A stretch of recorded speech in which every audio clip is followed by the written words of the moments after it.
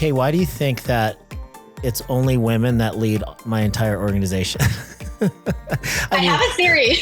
I do have to say, I've said this before. I think that my superpower amongst anything else is to be able to spot talent and get out of the way, right? So if I find somebody that I think has, really, really high potential, really high social and emotional IQ, I double and triple down on that person. And I want to keep them happy, and I want to keep them within the organization, because those are the types of people that help build an organization.